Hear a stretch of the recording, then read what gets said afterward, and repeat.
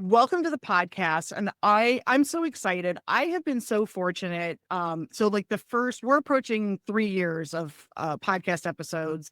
And my first full year and part into the second year, I had very minimal guests. And it was just my being hesitant that I wouldn't be good enough to be able to speak with people, which is really crazy. And then things opened up and I started having guests. And I swear I have been so fortunate with the guests that I have been able to book for the podcast. And so today is no exception. Today we're talking with Vanessa Ugatti.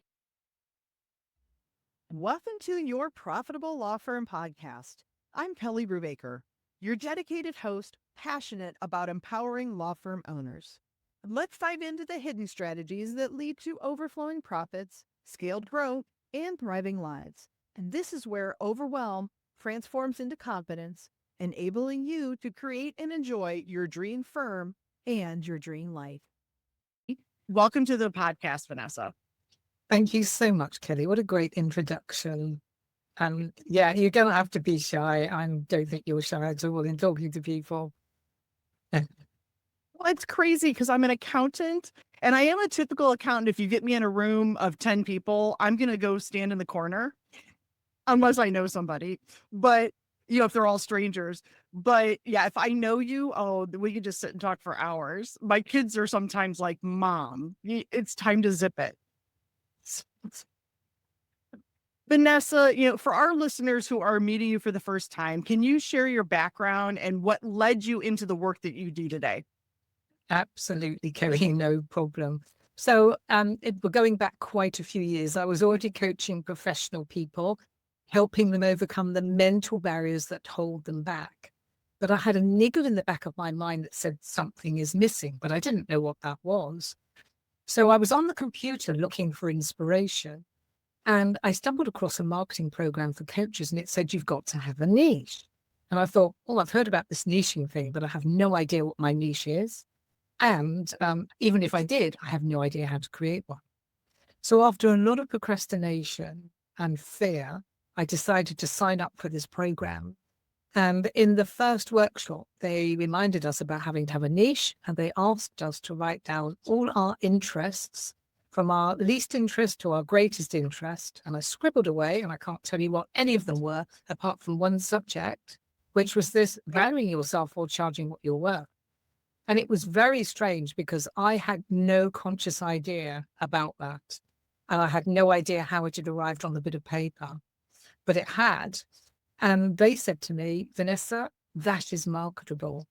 And fortunately, I said to them, well, you're the experts, so I'm going to take a leap of faith and I'll go off networking and I'll find out about this subject. And who do you see? Well, it's certainly in the UK anyway, networking, lots of accountants and lawyers and professional people. So quite literally, all I did, Kelly, was ask them, what are your challenges around charging? Remembering I knew nothing at the time about this subject, nothing consciously anyway. And they told me underestimating, discounting, over-servicing, working with rubbish clients, all sorts of things of that nature, which I know that you have come across in your profession as well. Oh, yeah. This is all like, I'm hearing all of it and I'm like, oh, yeah. It brings back bad memories for me. These are the things that I hear it from my clients as well. So yeah, absolutely. So it's really common. But at the time, that was my first bit of evidence I was on the right track. Before then, I didn't know anything consciously. So then I decided to look at some clients I'd been working with, and I discovered I'd already been helping some people with charging. But again, I wasn't consciously aware of the fact that I was doing that. But if you think about it, because I was helping people with confidence and mindset, charging was always bound to come into it because it seems to be a very emotive subject for so many of us. And then the third bit to the story was I decided to shine the spotlight on numero uno. And guess what I found? I was utterly clueless at charging. Hopeless. Embarrassed talking about money. I'm an empath, and empaths are very sensitive people. And I think there are a lot of empaths that I meet in law as well, and, other professions too. So, empaths tend to draw empaths as well. People, people flock towards people who are similar, don't they? So that was a light bulb moment for me. And I realized, because I'd done neuro-linguistic programming, I realized that my subconscious mind knew exactly what I was supposed to be doing, knew exactly what my niche was. And that's why it had been niggling in the back of my mind. It wanted me to listen, and I fortunately had, because I Right. needed to solve the problem for myself. And then when you solve a problem of that nature for yourself, then you become the best person to help other people do it, because you Oh, understand absolutely. the inside out. And not only do you understand it, but you feel what other people are feeling because you've had those feelings yourself and you've been able to overcome them. And that's what I did. And then there's another two bits to the story, if I'm not talking for too long on the story, Go for it. is, you know, when you're in bed and you're half awake and half asleep, and that drowsy feeling you have, well, that's when your conscious mind is asleep, but your subconscious mind is still awake. And a formula appeared in my mind. And the formula at the time was UV, understand your value, plus CV, communicate your value, plus Yeah. CD, confident delivering fees, equals CW, charging what you're worth. And when I perceived that formula, and I don't know if perceived is the right word, but it's the only one I can think of, I knew it was right. And I knew what I was saying was right, but I didn't know how. And from there, with the help of this program, etc., I wrote my first little Amazon bestseller, which was just 5,000 words, which is still available from me. Don't get it from Amazon because it's out of date. And I'm in the process of writing the definitive book, the proper book, the big book on how to get paid for work ethically, as we speak. So that was how it started. But as time went on and I was working with more people, I was solving my own problems. I was being helped, obviously. And then I was taking on clients, helping them with this challenge. I discovered it wasn't just about charging, because at the time the book was called How to Charge What You're Worth and Get It. It was also about being paid, because I was discovering people who were doing the work Yeah. and I not agree. getting paid. You know, that Yeah. seemed crazy to me. It seemed crazy. So I changed the name to How to Get Paid Your True Worth. Yeah. And I then like that. Absolutely. it is what it is. And I took the true worth and I created the true worth methodology from that, where each of those letters stands for part of the sales process. So it's helping people guide through. So they're working with the right clients, they're understanding their value, they're communicating their value, and they're getting paid and all of that good stuff. And they're managing it Yeah. all, while still, of course, providing an excellent service for clients, because everything that I talk about is doing things ethically. So that's Oh, really absolutely. the story Yeah. in short. Yeah. I mean, that's interesting because everything you said definitely resonates with me. Um, because I know I've always struggled with pricing, and I've shared so many times on my podcast. The first time I did a tax return, it took me a couple hours to do it. The first time I did a tax return as being self-employed, it was just the first job I had as a self-employed person. And I charged $100 and I felt so guilty. And it took me hours to do this. And not to mention my education, training, prior work experience. Because by the time I opened my firm, I think I had already worked for about 12 years in the accounting Yeah. industry. So all that, like, I discounted all of that. And I remember, handing the return. I had the invoice on top, and I'm like, I hope that's not too much. And the girl was like, no. And it was a friend of mine. She's like, seriously, I'd pay you double. Oh, so that was like the beginning of my, oh no, what am I doing? But everything you've said, I keep coming across, I'll run into either one side or the other. And I'm glad that you pointed this out. I will have some law firms I talk to that bill hourly or flat rate fees, fixed fees. Um, they will either tell me that they're struggling with money and I'll say, you got to raise your rates, and they resist, right? Or I see those who charge on the other side of the spectrum, they charge higher rates, but then frequently discount. They're like, oh, I really don't think somebody's going to pay me $500 an hour. I'm like, well, wait a minute. You had the guts to declare $500 an hour. And I think your experience, you have all this, I think you have the value to it. So why are you continuing to discount? So I like that you've tied all that from beginning to end, not only charging what you're worth, but actually collecting it. So, Yeah. so tell me this. So you work with highly experienced professionals, and what do you see as the biggest internal barrier that holds them back from maximizing their fees? Themselves. I mean, it's their it's their own thinking. But the challenge that we all have as human beings is that most of the thinking people do is unconscious or subconscious thinking, and it's automatic pilot stuff that they've done before. So if you consider how busy, this is a sweeping statement, I know, but I'm sure it's the same in most professions. People are really, really busy. They're doing what they've always done.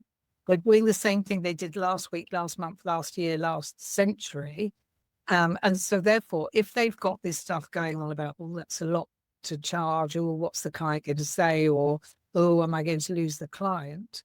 They just automatically will do the discounting because that's the habit that they've created, or charge something less because it makes them feel better.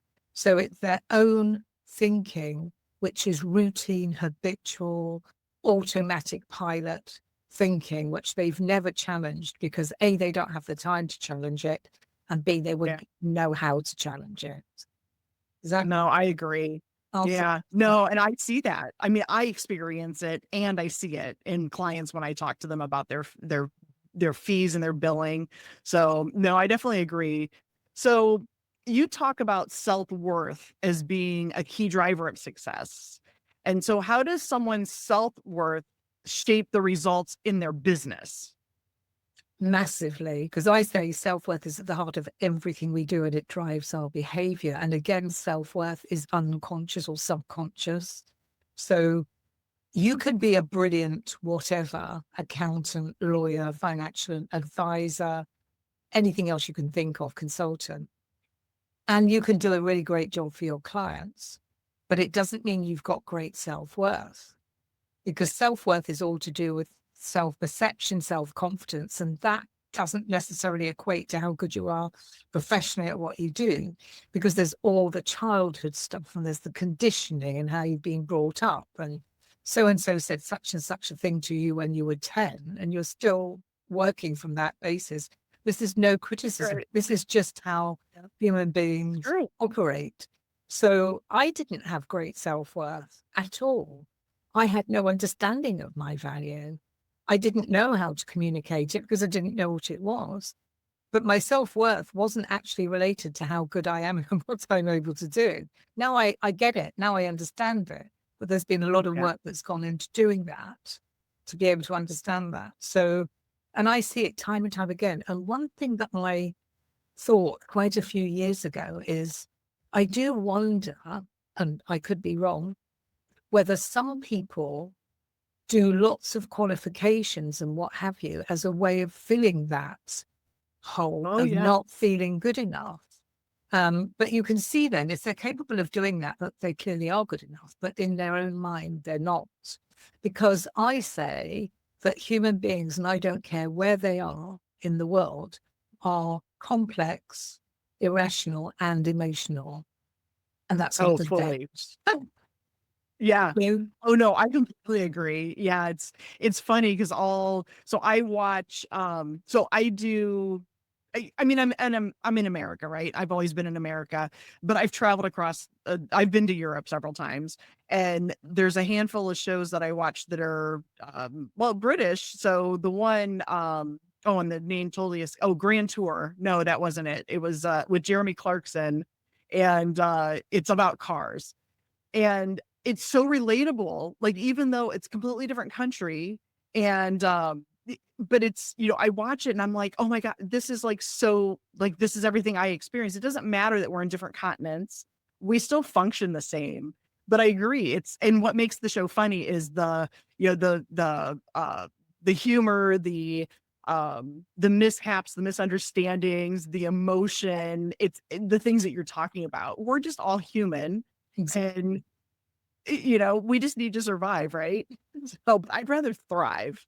Yeah, let's thrive, not survive. I think, well, our ancestors were in survival mode. And I think sometimes people are operating in their head in survival mode, because that part of the brain, the reptilian part of the brain, is still functioning in the same way that it ever was all those centuries ago. So we still have this primal part that's fear-based, and fear-based to keep us safe, but that is what is operating in people's lives. So if they've got the fear thing running, and they've got a self-worth thing going on, and they've got bad Right. habits, they've got a lot to be dealing with. And, Yeah. and if people are incredibly busy, they're under a lot of stress as well. And when people are under stress, they're not making the best decisions. Yeah. So it's all of No, those I agree. things are in the mix. All of that stuff in the mix is impacting on people's ability to charge. Let's just call it properly, decently, fairly. Yeah. And when I Yes. say No, fairly, for me, fairly is fair for the client, fair for the business, and fair for the provider. Yeah. No, I agree, because I do get stuck sometimes where so I started off at a really an international CPA firm, and so I worked on some really large clients, Nestle and Rubbermaid and L'Oreal. I mean, it was crazy some of the stuff that I saw. A bank account would be off by $1 million. You're like, that you don't even see $1 million on the balance sheet because it's rounded to billions, right? Things that blow your mind. But yeah, it's just strange how how things work out, right? So what are some common limiting beliefs you see in business owners that directly impact revenue and profitability? So limiting beliefs, it's the self-talk, it's what they're saying. Things like the client won't pay that, Yeah. or what happens if the client says no, or how can I justify that when it was so easy to do? Or any number of other thoughts that they have, which are, again, irrational thoughts. They haven't even got evidence for them. I mean, I had it recently happen in a workshop I was running for a very decent regional law firm near to me. And somebody was saying, oh yeah, but the client won't say that. And I said, have you actually had the conversation with them? Yeah. And they said, no. And I said, well, how do you know? Why do we believe as human beings that we can read other people's minds? Right. Why do we think that that's possible? We don't know. And so I think people do not ask all the questions they need to ask, because those negative things that they're saying in their head stop them from even thinking like that. Oh yeah, I mean, I'll admit there's times where I won't ask certain questions because I don't want to hear what I think the answer is going to be. And so because I think it's going to be negative. And I mean, I struggle with sales. I'm horrible with sales. It's just it's not something ingrained in me to do, right? I just want to do the work. I'm the worker bee. I just want to do the things. And so I know I'll be on a call with somebody and I'm like, oh, I should ask them. I remember from the last training I did, I should ask this question. But it's very uncomfortable because I don't want to hear somebody just say, I don't think you're worth that, or I won't pay that. That's an obscene amount of money. And I'm sitting here thinking, okay, well, I need to make a profit, because if I don't make a profit, then I'm not going to be able to sustain my business. And so it just the things that are in my head, and I know I'm like, take a time out, take a deep breath, think about it. You're fine. But yeah, I admit there's questions I don't ask that I should, because I don't want to hear the answer, because I perceive that it's going to be negative. And I'm trying to be upbeat in my day, just as a normal, course of action, right? So no, I definitely agree with that. So then let's talk about this. So then how does fear show up in discussions about fees? So even people who appear confident on the outside, because I know I definitely struggle with what I project is like inside, I'm probably mush and like, oh, worry, but I try to be confident on the outside. So, how does fear show up in discussion about fees?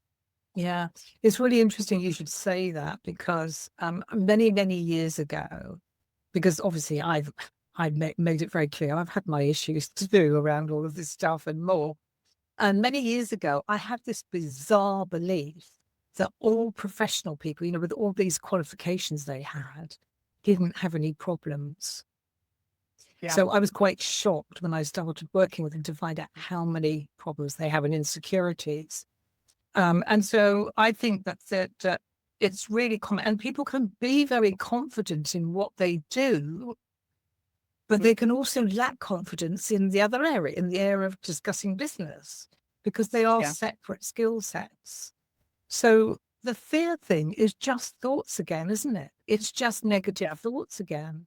And I alluded to it earlier on by saying that we are actually hardwired for fear as human beings to keep us safe. We're hardwired for fear.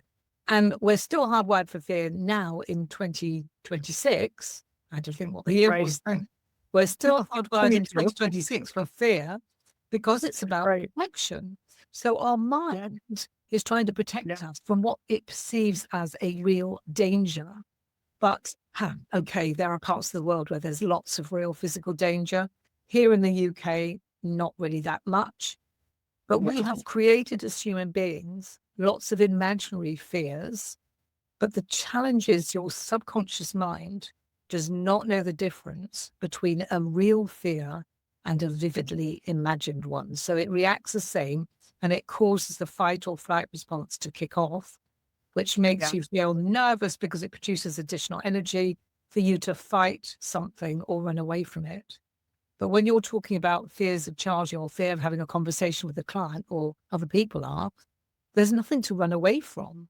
So the running away from it is the discounting, is the over-servicing, is the undercharging, is the people pleasing, is doing all of that.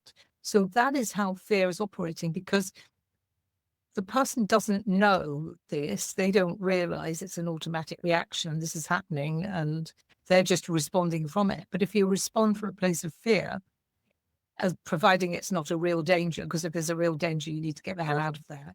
But if it's not a real danger, if it's a vividly imagined one, then you just need to step back and stop and say, okay, I've just kicked off my fight or flight response, and it's making my breathing, shallow and making my heart beat like crazy.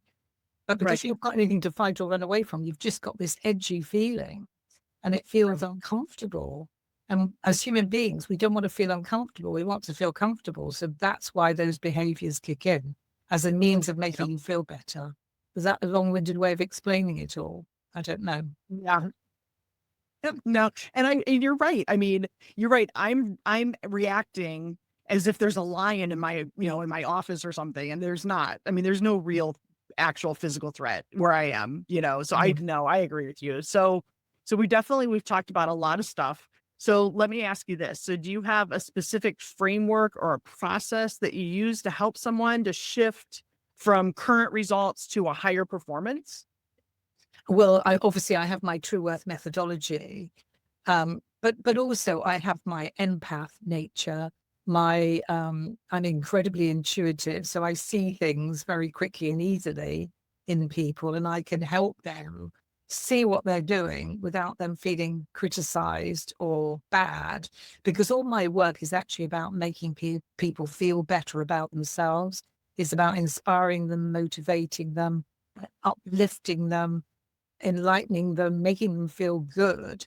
Because when people feel good and they step into their power and they see the value they provide, then it becomes so much easier having those conversations. So I'm moving them out of those subconscious automatic behaviors into conscious adult thinking and building confidence and self-esteem and self-worth. And always to people who are already really good at what they do, because I really don't want to help people who are not good at what they do, who are ripping their clients off. I only want to help decent people get paid what they should be paid for the work they're doing, because they're providing fantastic service for their clients. So it's a combination of that True Worth methodology, which I explained, and together with my own journey, obviously, and my intuition and empath nature to be able to bring all of that together. So a lot of how I work is really unconscious or subconscious as well, because I'm not saying, right, now I'm going to do this, now I'm going to do that. It flows because out of the experience of doing it. Yeah. No, I agree. I mean, Yeah, I mean, yeah, I mean, like I said, I definitely struggle and really, and I think what I see a lot in lawyers, I do the same thing, um, operating constantly out of constant urgency. I mean, just everything's urgent. My inbox is full. It's the phone ringing off the hook. It's, all, questions coming in from different, social media and different things, and everything feels urgent all the time. So, how does that type of an environment affect the ability to think strategically when you're constantly in like an urgent mode? Well, the simple answer is you can't think strategically because you're in a state of stress, which again, I mentioned earlier on. So if people are in a stress state, they're just constantly like the hamster on the hamster wheel. They cannot step back and think strategically. And they're in stress and fear, actually, because the two things I think are linked. So I think we should have a conversation outside of here. Because, and That's I not do, cheeky on your podcast. you're right. Well, and it's funny because you mentioned the hamster on the hamster wheel, and I've always said, and I don't know if you ever had Bugs Bunny when you were Oh, younger. yeah, But yeah, absolutely. okay, so Bugs Yeah. Bunny, there was this one episode, and Bugs was playing baseball, but he was the pitcher and he was the catcher and he was the first baseman, and he was the whole outfield. And so he had to pitch the ball, he had to go to catch it, the batter hit it, he had to run to first base, he had to get the ball. Like, he was doing all of it. And I feel that, like, often where, I sit down at my desk and I'm like, oh my God, I'm Bugs Bunny playing baseball all by myself again. Stop. So I feel it. I mean, I really do. And I think others feel the same thing. It's just whether they want to admit it and get off that treadmill. So, out of the hamster wheel.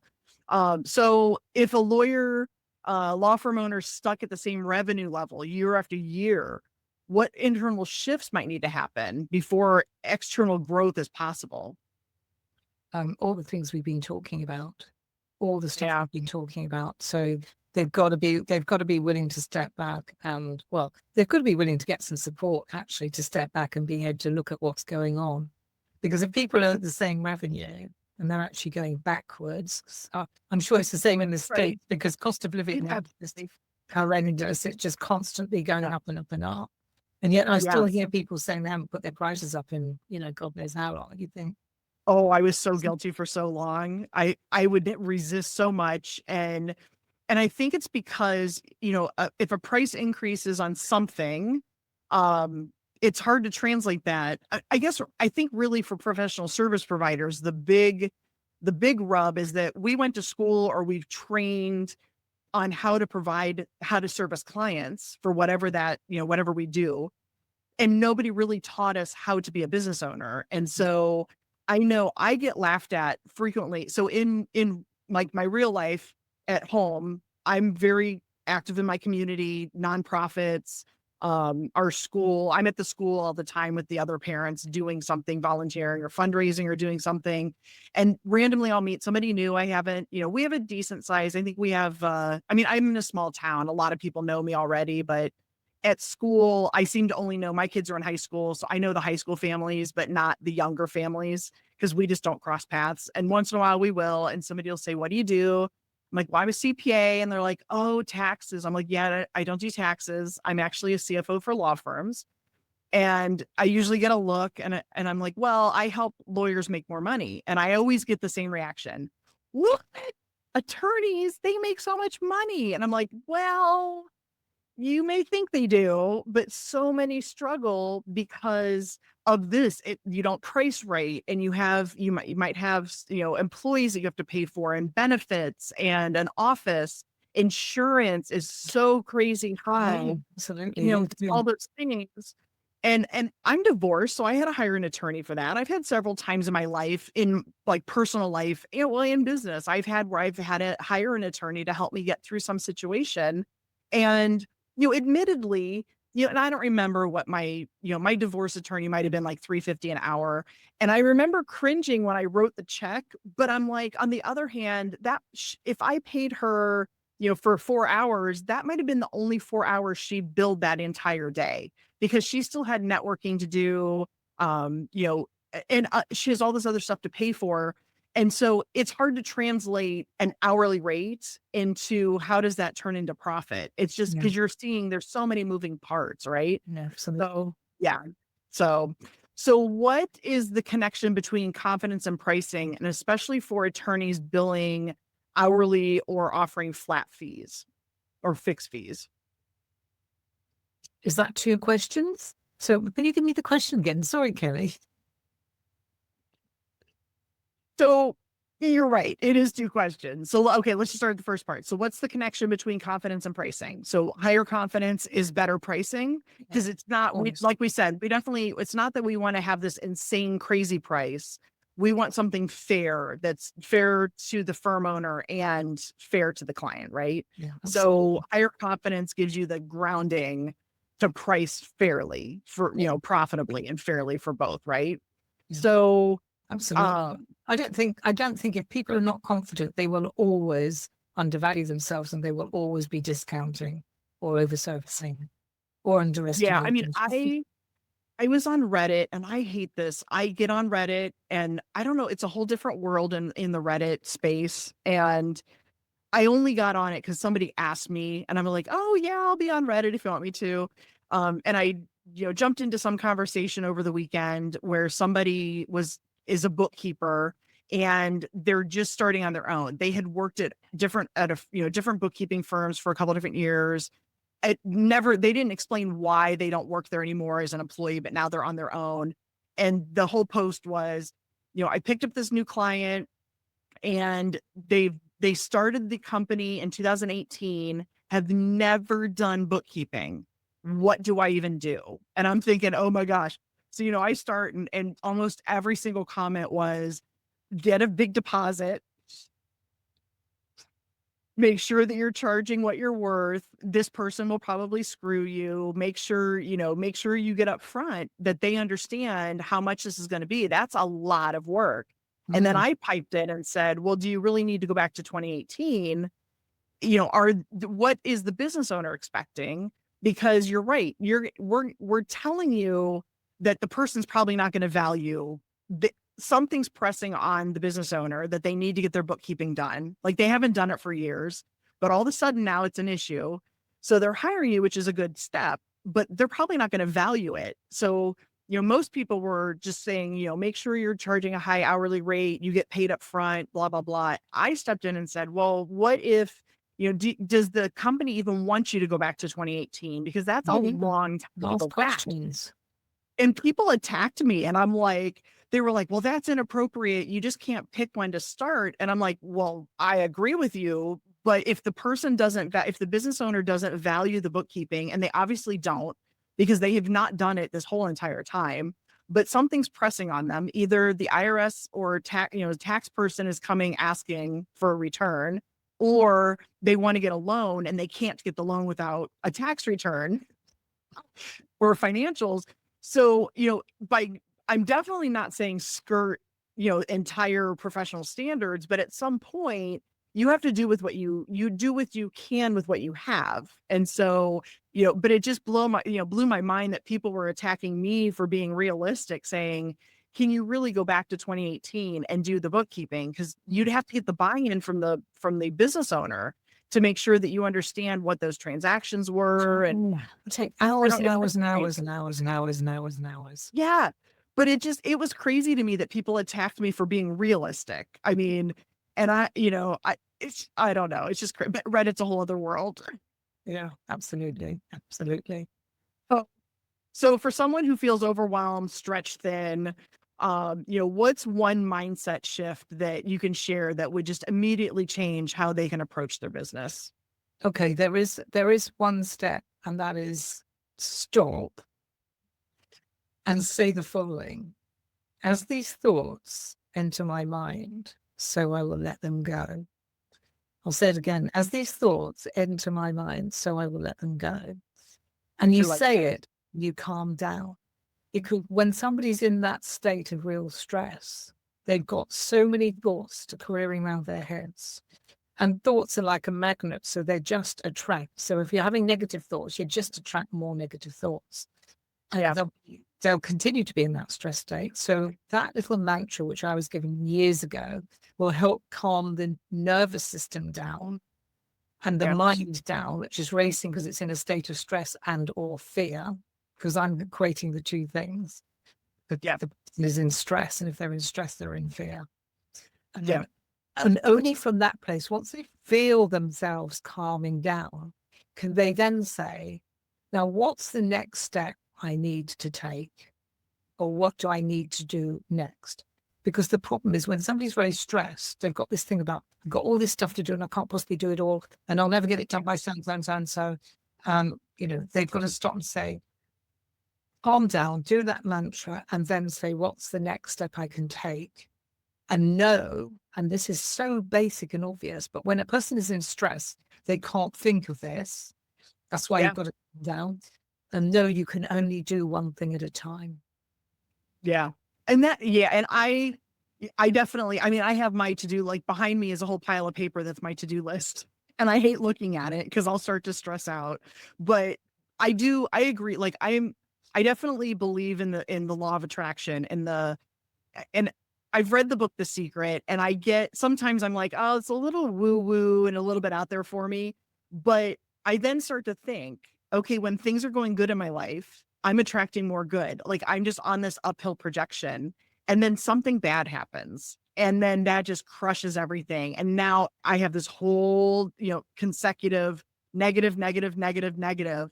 And so I think that there's something about how you feel, you attract certain things. And obviously I don't think that I can sit here and say, oh, please, I want $1 million and I'm going to attract $1 million and tomorrow I'm going to have 1 million in my bank account. But I feel like if I'm more positive about things, more positive things are happening that then help me attain whatever my goal is. So I definitely like that answer. I like that mantra for sure. So Vanessa, we have been chatting forever. And well, I know, and I do. I'm actually, so I have a whole on so I've got 3 computer screens, and they're both, and 2 of them are big, and I have little sticky notes going across.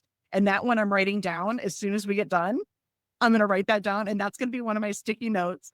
But yeah, I have a whole little thing, and that's going to replace one of my other ones that's not good. It's not working for me anymore. So we're going to pull that one off. We're going to change it. Excellent. So I love it. I think that's great. It's a good one because I need that for sure. And I'm sure other people listening can need it as well. So we have had such a great time chatting, and I feel like we could just talk for hours.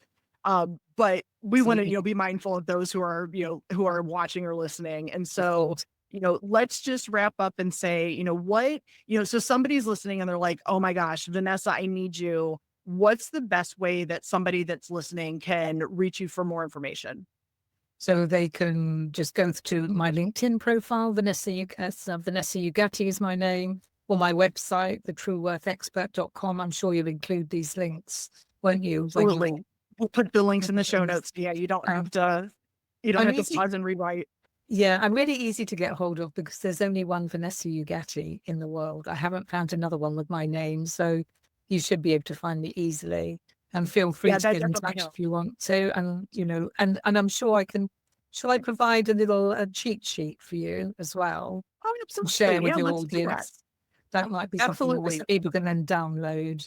And as my gift to everybody. But please feel free to get in touch if this resonated for you and you think, actually, I need help and I want help, then just get in touch and we can talk.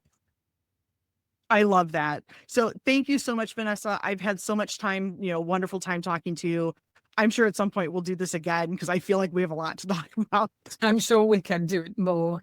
I'm sure we could talk more, Kerry. Awesome. Thank you so much for your time as well. I appreciate it. It's been very enjoyable. Thank you.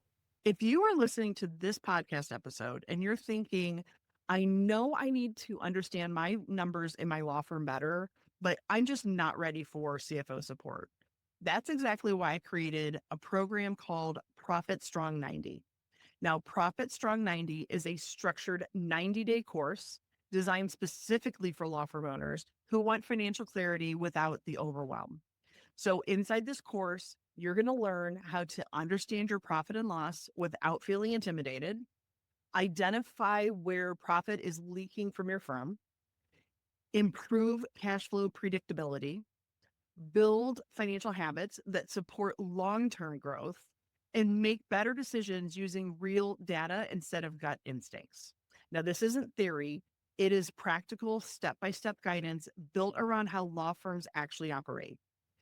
If you want to feel more confident looking at your numbers, if you want to stop guessing, and if you want to build a stronger financial foundation for your law firm, I can't make this any better of an offer. It's free.